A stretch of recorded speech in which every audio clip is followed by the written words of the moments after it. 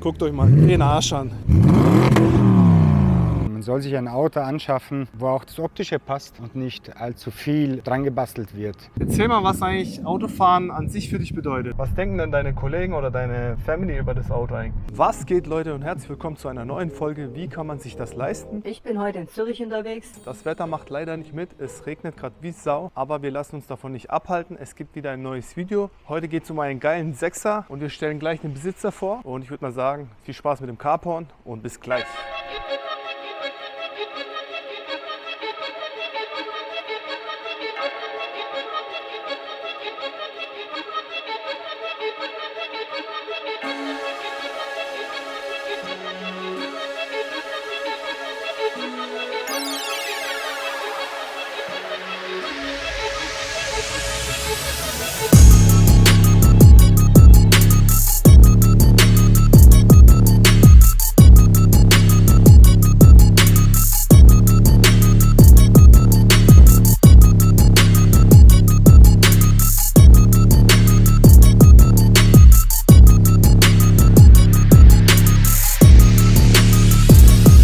So Leute, jetzt ist es soweit. Der Herr wartet schon auf mich mit seinem Auto und wir legen direkt los aus dieser Perspektive. Ich drehe jetzt mal die Kamera, kleinen Moment. Und da steht der Herr schon. Cesar. Servus. Servus. Stell dich mal bei den Leuten vor. Ja, hallo zusammen. Semi hier, 36 Jahre alt, wohne in St. Gallen. Extra für mich hierher gefahren, von St. Gallen nach Zürich. Genau. Nette Geste von dem Herrn, Dankeschön. Dachte ich verbringe noch den Tag hier in Zürich, aber das Wetter spricht aktuell nicht dafür. Schauen wir mal, was kommt. Gell? Aber jetzt gerade haben wir Glück, genau wo wir jetzt angefangen haben. Es hat aufgehört. Was haben wir für ein schönes Auto? Sammy, erzähl mal. Also hier haben wir einen 650er stehen, 8-Zylinder mit 367 PS. Ja. Von 0 auf 100 in knapp 5 Sekunden mit 490 Newtonmetern. Seit 10 Jahren in meinem Besitz. Das ist krass. Aktuell steht er hier mit 105.000 Kilometern. Das ist wenig. Du bist dann fast gar nicht groß gefahren eigentlich mit dem Auto. Ich habe den gekauft mit etwa 50.000 Kilometern. 50.000 Kilometer. Also knapp 55.000 Kilometer gefahren. Ja. Noch nie Probleme gemacht, der Liebe. Was hat die Kiste gekostet damals eigentlich, vor 10 Jahren? Ich habe etwa 35.000 bezahlt gehabt. Das war noch recht günstig Ja. zu der Zeit. Ich hätte jetzt gedacht, viel mehr. Ich habe ein gutes Schnäppchen gefunden, sagen wir so. V8, ja, die manchen lieben es, die anderen eher weniger. Sound ist halt geil bei dem V8 650er, gell? Der ist ein nice. 5 Liter, hast du gesagt? Der ist richtig cool. Also es ist ein 5 Liter Motor, V8, und der Sound ist halt einfach brachial, der ist einfach cool. Zeig uns mal ein bisschen hier das Auto. Also der steht auf 19 Zoll Felgen, Ja. konkav. Ansonsten ist alles in Serienzustand, bis auf die Bremssattel, die lackiert sind, in Rot. Alles andere ist im Originalzustand. Ich zeige euch das Auto nochmal, Leute. Ich habe das Auto schon vor 10 Jahren gefeiert, das habe ich Semi auch schon gesagt. Sieht schon sehr brachial aus. Wirklich alles original gelassen. Die meisten hätten jetzt gebastelt an dem Auto, aber du hast wirklich gesagt, ich lasse es einfach so, wie es ist. Genau, also mir ist auch wichtig, das Fahrzeug in einem Serienzustand zu lassen, egal welches Fahrzeug, egal welche Marke. Man soll sich ein Auto anschaffen, wo auch das Optische passt und nicht allzu viel dran gebastelt wird. Ja, das ist wichtig. Ist halt immer das Thema, was mag man, oder die Geschmäcker sind unterschiedlich, ist auch gut so. Du weißt ja, BMW-Klischee passt wieder zu dir. Ich habe das ja schon erzählt, gell? Ich sage immer, ich möchte kein BMW. Ja. Ich bin normalerweise immer so der Mercedes-Fahrer gewesen. Hatte davor eine E-Klasse. Ja, dann habe ich mal einfach aus Spaß mal rumgescrollt auf Autoscout. Den hier gesehen. Der stand dann so da, wie er jetzt auch eben hier steht. Picobello sauber hingefahren. Wo ich den gesehen habe, dachte ich schon, okay, passt, den nehme ich mit. Ja, Liebe auf den ersten Blick. Hä? Das versteht man auch, wenn man sich das Heck hier anguckt, Leute. Zeige ich euch nochmal. Sieht richtig böse aus von hinten. Das habe ich auch immer sehr gefeiert, dass er so ein bisschen wie so ein Hai aussieht. Ja, genau. Finde ich eine gute Wahl, muss ich sagen. Wir werden jetzt auch mal fahren auf jeden Fall. Soundcheck werden wir hier nicht machen, Leute. Es ist ein Wohngebiet hier mit einem Parkhaus integriert irgendwie. Das habe ich auch noch nie so gesehen. Zeige ich nochmal hier. Oben wohnen Leute und das sind einfach Parkplätze hier, Leute. Haben wir beide nicht gewusst, Ja, dass es so ist. Deswegen gibt es keinen Soundcheck hier, sonst werden wir noch Ärger von der Polizei kriegen bestimmt. zum Feiertag auch noch. Und noch Feiertag hier in der Ja. Schweiz. 1. August, Leute. Genau an dem Tag haben wir das Video jetzt vorgenommen. Ja, Sammy, ich würde sagen, wir steigen jetzt ins Auto. Sehr gerne. Und dann gibt es noch ein paar unangenehme Fragen. Die werden wir beantworten. Die werden wir beantworten. Dann steigen wir mal ein, Leute. Ihr wisst, aus dem Auto heraus wird auch immer gefilmt. Und wir sehen uns gleich im Auto. So Leute, wir sind jetzt im Auto, wie ihr sehen könnt, mit einer speziellen Perspektive heute. Erzähl mal, was den Wagen eigentlich so besonders macht. Gut, was macht den Wagen so besonders? Ich würde sagen mal seine bullige Art vom optischen her. Auf jeden Fall auch der V8-Sound. Den habe ich gehört vorhin. Sehr geiler 5-Liter-Sound. Was noch? Ist ein Reisecoupé. Das heißt, man kann wirklich auch längere Strecken zurücklegen. Es ist sehr ein angenehmes Fahren. Man hat auch Platz im Kofferraum Es ist bequem, merkt man noch. für 2 größere Koffer. Von der Ausstattung her, das Nötigste ist vorhanden. Ja. Ein Panoramadach noch dazu. Ja, das habe ich gesehen, Leute. Wollte ich gerade ansprechen. Sehr geil. Habe ich gar nicht erwartet in dem Auto eigentlich. Ist einfach ein zuverlässiges Auto. Es ist ja immer noch ein Coupé, hä? Ist immer noch ein Coupé. Also hinten möchte wirklich keiner reinsitzen. Nein, Leute, das Da bleibt nicht viel Platz für. Ich meine, wir sind ja beide Ja. in etwa gleich groß. Ja. Etwa 1,85. Ja. Und da ist hinten schon eng. Boah, dieser V8 ist schon... Leute, das ist ein Genuss. Einen Soundcheck können wir später noch machen. Machen wir auf jeden Fall. Wir konnten es hier nicht machen wegen dem Wohngebiet. Und ich als Elektrofahrer feiere das ja jetzt weil ich schon lange nicht mehr einen schönen Sound gehört von einem Auto. Und das Ding ist jetzt ein 5 Liter V8. Genau das Gegenteil, was du fährst. Ne? Ein Elektro und Ja, jetzt Blitzer. Zürich und die Blitzer, gell. das ist Wahnsinn. Ja, jetzt, wenn ich von einem Elektro komme, was wirklich sehr, sehr leise ist. Ich mag auch mein Auto, muss ich zugeben jetzt, auch wenn ich es nie gedacht hätte. Sammy hat mich auch schon so angemeckert. Er sagt, ja, wie kannst du eigentlich Elektro fahren?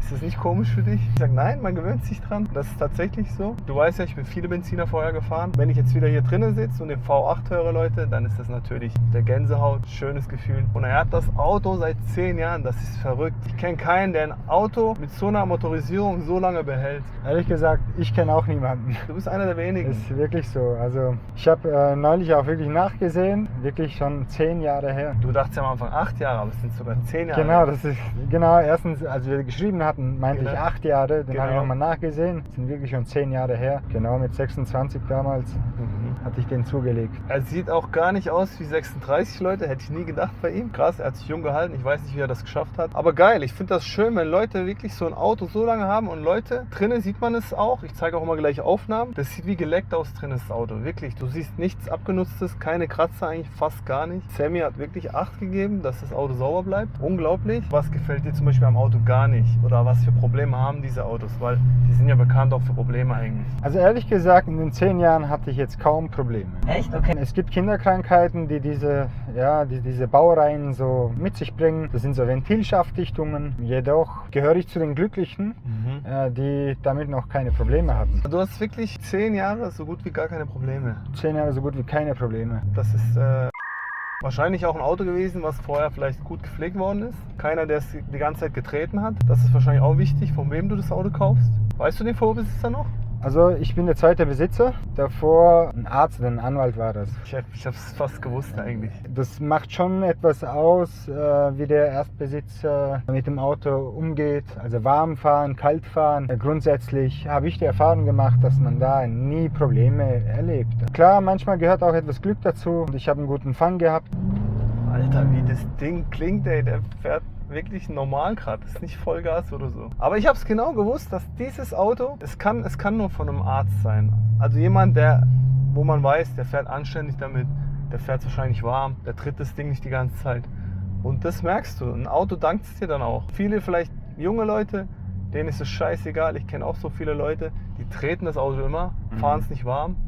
Und dann haben die irgendwie ihre Schäden am Auto, weißt du, was ich meine? Vorbesitzer ist schon sehr wichtig, gerade bei einem 5-Liter Motor. Wenn da etwas kaputt geht, Ja. kann schon sehr teuer werden. Schnell mal 4-stellig, wenn man Elektronikprobleme hat, was ja manche auch leider erleben bei diesen Fahrzeugen. Das Auto ist jetzt Baujahr 2006. Fehlt nicht mehr viel, dass er zum Youngtimer wird. Ab 20 Jahren, oder? Wird es zum Youngtimer. Ich weiß es gerade ehrlich gesagt gar nicht, will ich nichts Falsches sagen, aber Leute, 18 Jahre altes Auto, unglaublich. Das ist einfach dein halbes Alter. Ein halbes Alter, genau. Das müsst ihr mal vorstellen. Ja, in Zürich, Leute, oder alle, die die Schweiz kennen, die wissen, hier kann man einfach nicht Gas geben. Es ist unmöglich hier. Deswegen nimmt es mir nicht übel, wenn wir hier nicht so Soundchecks extrem machen können. Das geht hier einfach nicht. Sammy, erzähl doch mal, was für eine Rolle eigentlich das Auto in deinem Leben spielt. Wenn man es so lange behält, muss es ja irgendwie eine Rolle im Leben spielen. Das ist mein erster Benziner. Davor bin ich immer nur Diesel gefahren. Das war auch der Grund, warum ich dann zu dem hier gegriffen habe, als ich in den Automobilplattformen gescrollt habe. Ich wollte unbedingt einen Benziner haben. Ja, Und dann bin ich auf den gestoßen. Optisch hat er mir zugesagt, geiles Auto. wo ich dann die PS noch gelesen habe. 367 PS, V8. Da dachte ich, okay, den 5-Liter-Motor muss ich haben. Ja. Und ja, mittlerweile, wie schon erwähnt, 10 Jahre her, man baut schon so eine Bindung auf irgendwo, natürlich. Ich meine, das erste Auto mit so einer Leistung und ich sag mal, verkaufen will ich ihn auch nicht. Ich würde den einfach dann in der Garage stehen lassen und so als Spaßmobil dann bei Schönwetter fahren. Kann ja auch ein gesuchtes Fahrzeug werden mit dem Motor, weißt du? Könnte werden, ja, könnte Eben. sein. Könnte werden. Ist ja auch bei manchen Modellen schon so, wenn man sich die alte M3-Modelle anguckt. Genau, Die richtig. auch V8 4,2, glaube ich. Ne, 4 Liter sind es, glaube ich. Sind, weiß ich ehrlich gesagt nicht. Ich glaube 4 Liter Hubraum. Aber sind V8-Motoren, ne? Und die sind ja extrem explodiert in den Preisen, weil die halt so kaum zu finden sind im sauberen Zustand. Mhm. Und das könnte vielleicht irgendwann so ein Kandidat werden. Gibt es so eine Erinnerung, wo du auch mit diesem Auto verbindest? So eine krasse Erinnerung? Oder willst du nicht drüber sprechen? Also ehrlich gesagt, eine krasse Erinnerung so diesbezüglich gibt es keine, an die ich mich jetzt so erinnern Oder was, kann. dass du was Krasses erlebt hast mit dem Auto? Was wäre denn so was Krasses? Ich weiß es hier nicht. Das frage ich ja dich. Ich Nee. weiß ja nicht, was die Leute alles im Auto machen. Eben, ich weiß es auch nicht. Ich meine, Die Zuschauer können ja mal schreiben, was hier alles so im Auto macht. Genau. Also, Was oder was ich- im Auto treibt, ich weiß es nicht. Ich fahre nur Auto damit, mehr mache ich auch nicht. also ich drücke mal gerne aufs Gas. Ist halt nicht überall möglich. Da muss man dann eher Richtung Deutschland. Wenn man mal auf der deutschen Autobahn ist, kann man den auch mal ausfahren. Ich meine, Wenn man es darf, warum nicht? genau. Was verbraucht dieser Wagen im Monat an Benzin? Fährst du den Daily jetzt? Ich fahre den nicht Daily. Als Daily habe ich ein SUV. Was verbraucht er? In etwa zwischen 13 und 15 Liter. So in etwa. Schon ordentlich bei den Benzinpreisen. Und der andere ist ein Diesel, ML, hast du gesagt? Und der andere ist ein Diesel ML 350er, Top-Wagen. 258 PS, ist auch ein AMG-Paket. Wie ist denn so ein Alltag von Sammy? Wie sieht dein typischer Alltag aus? Also, wie sieht der typische Alltag aus? Meistens mal ein Kaffee am Morgen, dann geht's zur Arbeit, ein Teamleiter im Qualitätsmanagement. Nach der Arbeit geht's dann meistens ins Gym Ah, okay. oder ins Sport, mal Radfahren, ansonsten mal die Familie besuchen, sprich meine Eltern, Freunde treffen. Hast du so ein besonderes Hobby oder ist es nur Gym dann? Früher war das etwas anders. Mittlerweile ist es schon so geworden, dass es nur Gym ist vom Sport her. Klar, so ein bisschen laufen gehen, wandern und so. Der Grund dafür ist einfach, weil man die Zeit sich selber einteilen kann. Man kann mal erstmal am Morgen um 6 gehen oder nach der Arbeit.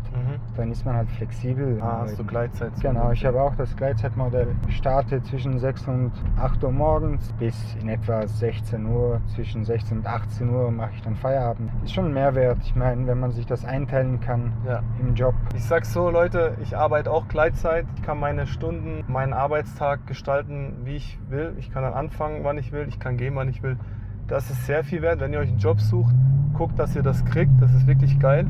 Da hast du Work-Life-Balance ein bisschen, sag ich mal. Was denken denn deine Kollegen oder deine Family über das Auto eigentlich? Mein Vater feiert das. Ja? Also er sagt, der steht so sauber da. Der steht halt wie so ein Neuwagen noch hier, ne? Ja. Klar, die Mamas, die sind eher so ängstlich. Die haben halt immer so Ängste, dass man zu schnell fährt, weil das Auto doch schon viel Leistung hat. Und Mamas sind immer so, ja. ja, die sind halt immer so. Gerade bei uns, Ja, türkische Mamas, ja, natürlich. die sind Okay. auf jeden Fall so, das wissen wir. Wir sind mit 50 noch Babys für die. Die Kollegen feiern den Sound natürlich. Das werden wir dann auf jeden Fall jetzt gleich mal irgendwo uns anhören. Oder ich werde mir das anhören. Gerne. Da gibt es natürlich noch ein paar Fragen nach dem Sound. Und dann sind wir, glaube ich, fast am Ende, Sammy. So, Leute, ich habe ja versprochen, es gibt noch einen Soundcheck. Den machen wir jetzt natürlich. Und dann werde ich noch 1-2 Fragen den Sammy stellen. Und dann war es das mit dem Interview. Aber jetzt wird erstmal Soundcheck gemacht. Das ist wichtig. Jetzt gibt es einen geilen V8. Gell, Sammy? Zeig mal, was das Ding kann. Ein geiler V8. Der Motor ist warm. Ja. Seht ihr? Ich muss sagen, ich feiere das Auto nach wie vor. Es ist wirklich 18 Jahre alt, aber immer noch schön, muss ich zugeben. Digga, wie das klingt.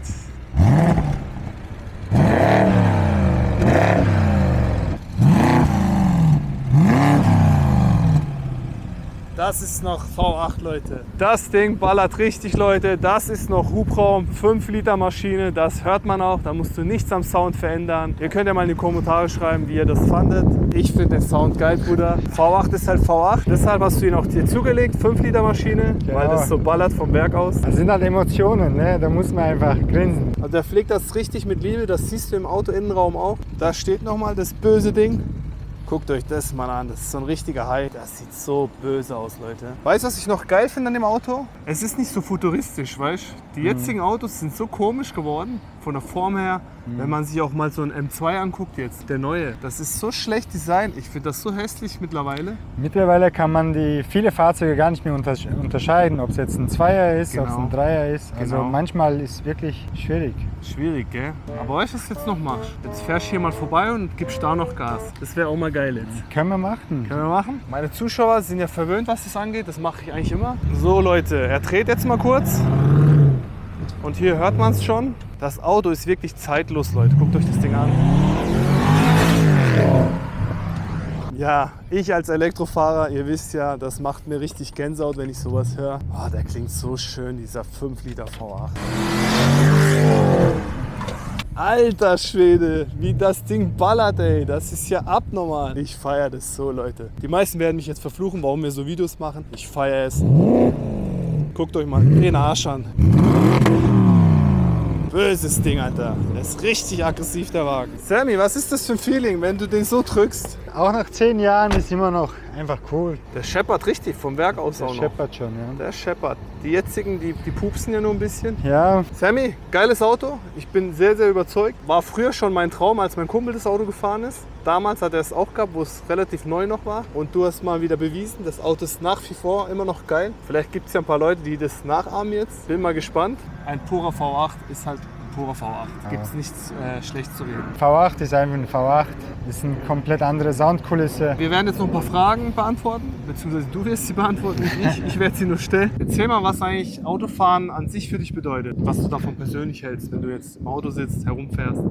Was gibt es dir für ein Gefühl? Also Autofahren, so rumfahren, ist irgendwo auch schon so quasi abschalten. Man kann ja auch beim Sport abschalten, was ich auch mache. Und auch mit dem Autofahren so mal eine Runde drehen. Ist auch eine Art Entspannung, so ein bisschen, vielleicht noch ein bisschen Musik hören. So ein kleiner Natürlich. Lifestyle auch, gell? Mhm. Und hast du auch andere Pläne jetzt? Hast du so einen Traumwagen, den du vielleicht noch kaufen möchtest? Traumwagen, Träume sollten erreichbar sein. Ich denke mir, da gibt es so schöne Autos, so viele schöne Autos. Ja. Und ich kann mich da ehrlich gesagt gar nicht so festlegen Ja. und sagen, okay, das ist mein Traumwagen. Ja. Weil wenn man sich jetzt ein Ziel vornimmt und sagt, das und jenes ist mein Traumauto, Ja. dann legt man sich den zu, dann ist der Traum vorbei. So, dann schaut man sich schon um für den nächsten. Wahrscheinlich Weißt du, ist was das ich schon meine? so, ja. Das ist schon Also so. irgendwann, das ist Ja. ja auch der Grund, warum manche Leute auch das Fahrzeug dann auch schnell wieder verkaufen. Weil Ja. wenn man es dann hat, besteht die Gefahr, dass man es nicht mehr schätzt, Ja. was ja. man besitzt. Und wenn man das dann verkauft, ja, dann sagt man, hätte ich den doch nicht verkauft. Es gibt viele solche Stories, ja.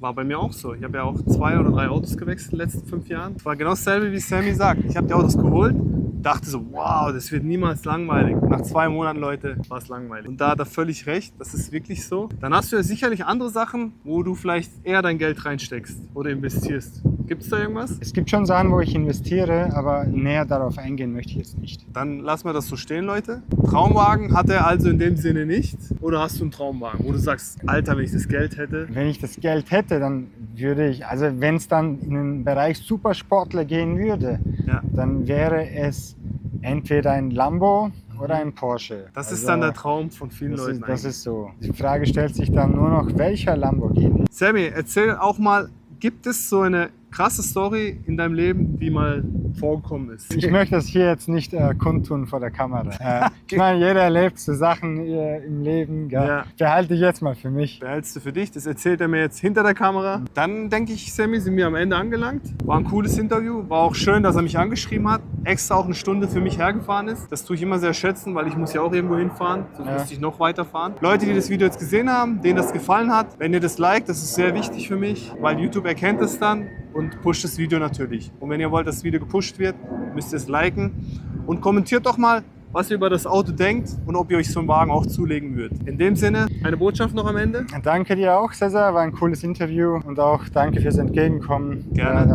Dass wir uns hier getroffen haben. Liken, teilen und bis demnächst. Und zu guter Letzt eine Botschaft an die Leute da draußen. Wenn ihr einen Traum habt oder ein Auto euch anschaffen wollt, manchmal einfach nur tun, nicht nur davon träumen, sondern auch den Traum oder die Ideen einfach verwirklichen. Man findet immer eine Lösung. Ihr habt es gehört, verinnerlicht das, sehr wichtig. In diesem Sinne, bis zum nächsten Video. Ciao.